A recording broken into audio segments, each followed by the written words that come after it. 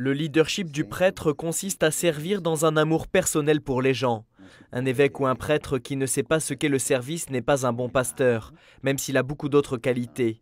Ainsi s'est exprimé le pape François dans un des passages les plus significatifs du long dialogue qu'il a improvisé ce lundi avec les élèves des collèges pontificaux de Rome. Les vieux curés de Buenos Aires a-t-il rappelé pour rendre le message incisif, quand le téléphone portable n'existait pas encore, dormez avec le téléphone à côté mais personne ne mourait sans les sacrements. On les appelait à n'importe quelle heure et eux se levaient et y allaient. Voilà le vrai leadership du prêtre. Dans la salle Paul VI, l'évêque de Rome a répondu pendant plus d'une heure à 8 questions de séminaristes et prêtres qui étudient dans la ville. Il en est sorti une vraie carte d'identité du prêtre d'aujourd'hui, avec des qualités à rechercher et des défauts à éviter.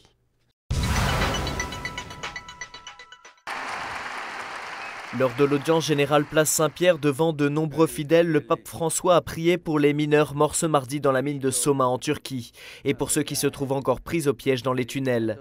Que le Seigneur accueille les défunts en sa maison et console leurs familles. Et prions aussi pour les personnes qui en ces jours ont perdu la vie en mer Méditerranée. Que les droits de l'homme soient mis à la première place et que toutes les forces soient réunies pour prévenir ces hécatombes honteuses, a-t-il exhorté. Dans la catéchèse, il a aussi expliqué l'importance du don de force que l'Esprit Saint donne à ceux qui suivent Jésus et qui libère de la torpeur, des incertitudes et de toutes les peurs qui peuvent le freiner, de façon à ce que la parole du Seigneur soit mise en acte de manière authentique et joyeuse. Aujourd'hui aussi, il ne manque pas les chrétiens qui, dans de nombreuses parties du monde, continuent de célébrer et témoigner de leur foi avec une profonde conviction et sérénité et résistent même quand ils savent que cela peut coûter très cher. Et c'est l'Esprit Saint qui insuffle force et confiance, même dans les circonstances les plus difficiles de notre vie. Ce don doit constituer le fil rouge de notre vie de chrétien en alimentant en nous une sainteté vécue dans l'ordinaire de notre vie quotidienne. Chers amis, a encore dit le pape, face aux fatigues et aux épreuves de la vie, ne nous décourageons pas, mais invoquons l'Esprit Saint pour que le don de force puisse élever notre cœur et communiquer une nouvelle force et un nouvel enthousiasme à notre vie à la suite de Jésus.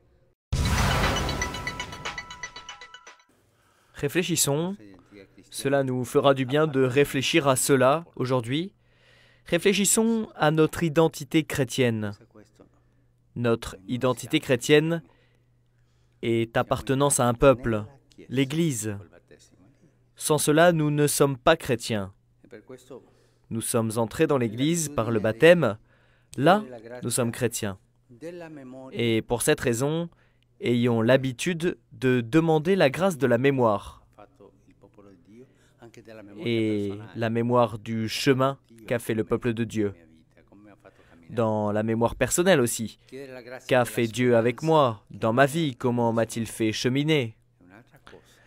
Demander la grâce de l'espérance, qui n'est pas l'optimisme. Non, non, c'est autre chose. Et demander la grâce de renouveler tous les jours l'alliance avec le Seigneur qui nous a appelés. Que le Seigneur nous donne ces 3 grâces qui sont nécessaires pour l'identité chrétienne.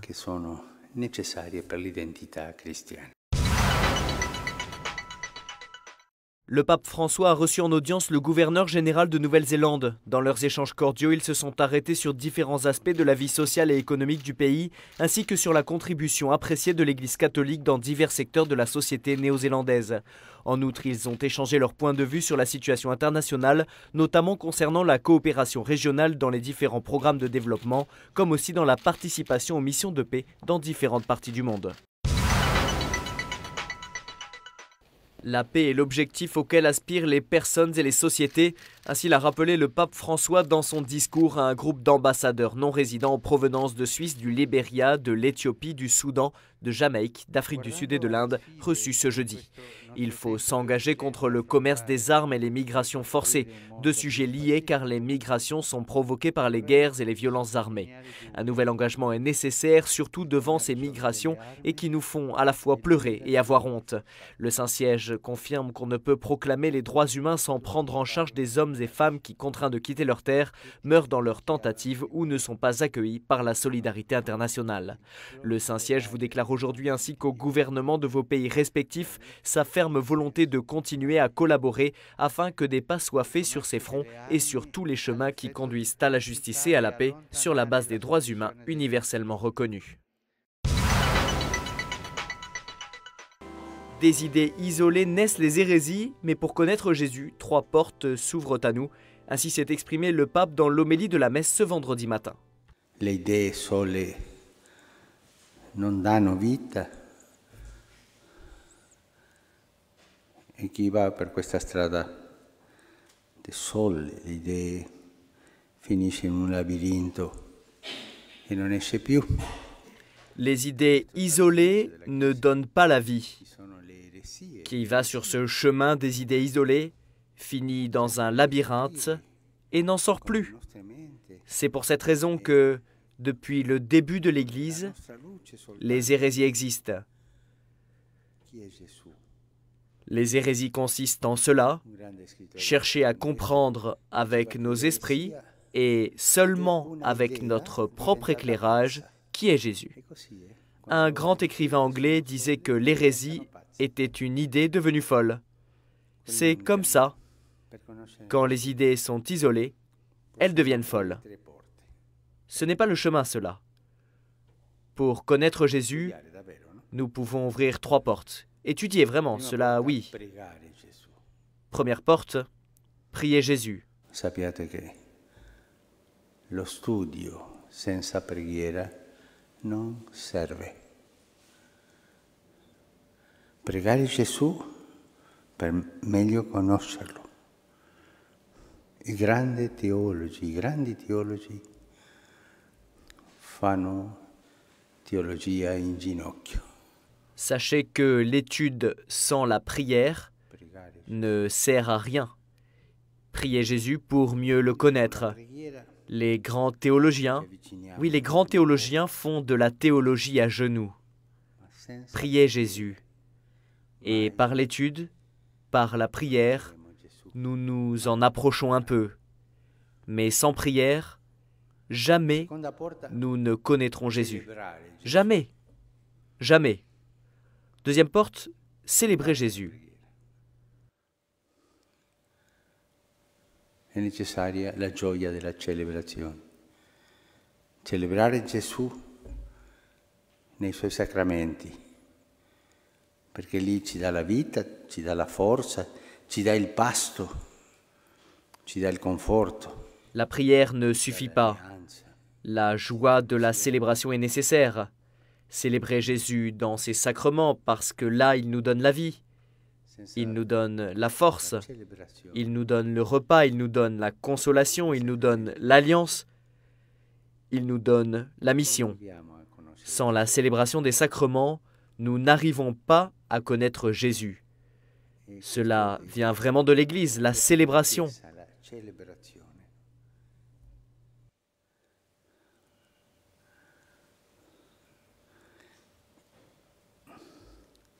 E terza porta, imitare Gesù.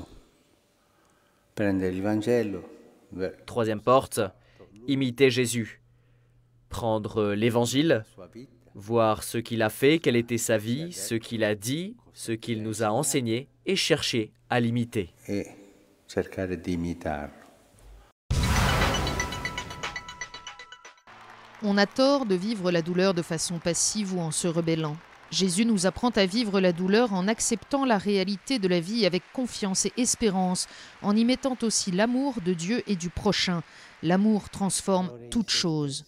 Voilà ce qu'a dit le pape François en recevant les associations et instituts qui s'inspirent du bienheureux Luigi Novarese.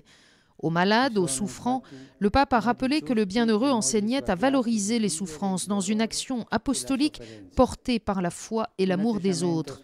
Avec ce charisme, a conclu François, vous êtes un don pour l'Église et vous collaborez activement à l'œuvre du salut et à l'annonce de l'Évangile.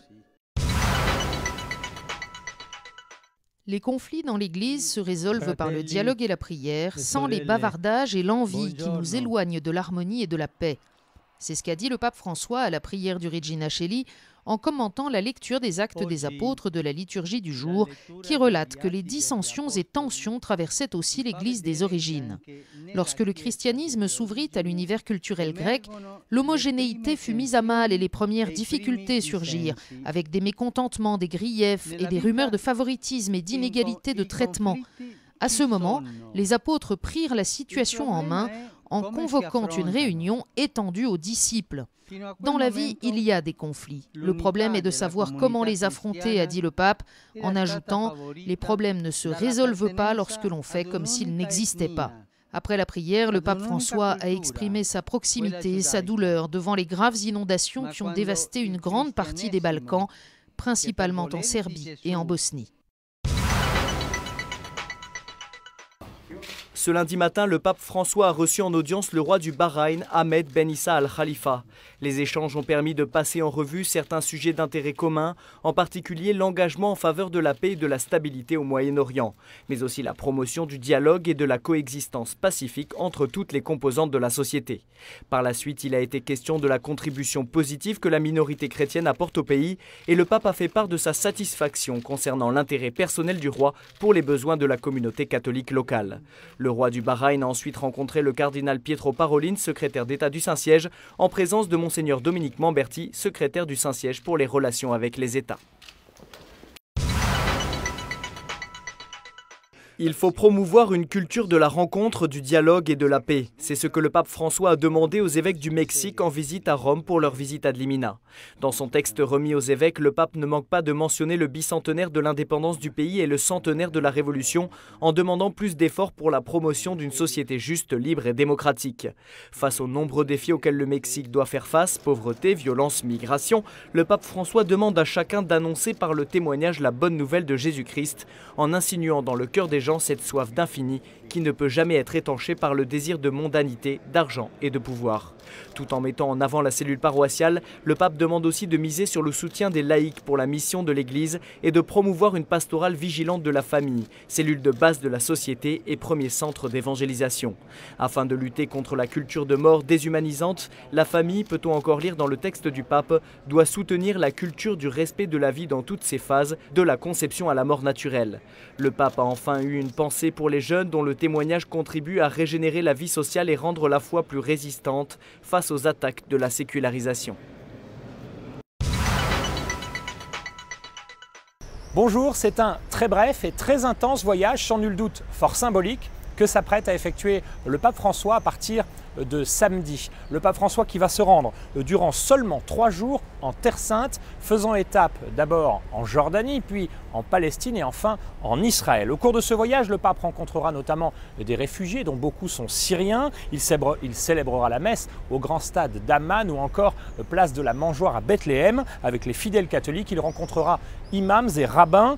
Il va aussi se rendre sur l'esplanade des mosquées et enfin au mur occidental de Jérusalem. Objectif principal de ce déplacement, marquer le 50e anniversaire de la rencontre historique entre Paul VI, qui fut d'ailleurs le premier pape à effectuer un voyage en Terre Sainte. Ce fut le premier voyage d'un pape en 1964 entre Paul VI et le patriarche orthodoxe de Constantinople, Athénagoras. Comme il y a 50 ans, le pape François et le patriarche Bartholomée vont s'embrasser en signe d'unité tant désirée. Une nouveauté cependant, les deux hommes vont guider une prière œcuménique dans un lieu fortement symbolique, la basilique du Saint-Sépulcre au cœur de Jérusalem. Mais au cours de ce voyage, le pape François devrait proposer aussi au monde d'autres images fortes. C'est une première, le pape voyagera ainsi en compagnie de 2 de ses amis argentins, le rabbin Abraham Skorka et le responsable musulman Omar Aboud. Nous n'avons pas encore tout vu de la communication du pape François. C'est l'avertissement qu'a récemment lancé le directeur de la communication au Saint-Siège, le directeur du bureau de presse du Saint-Siège,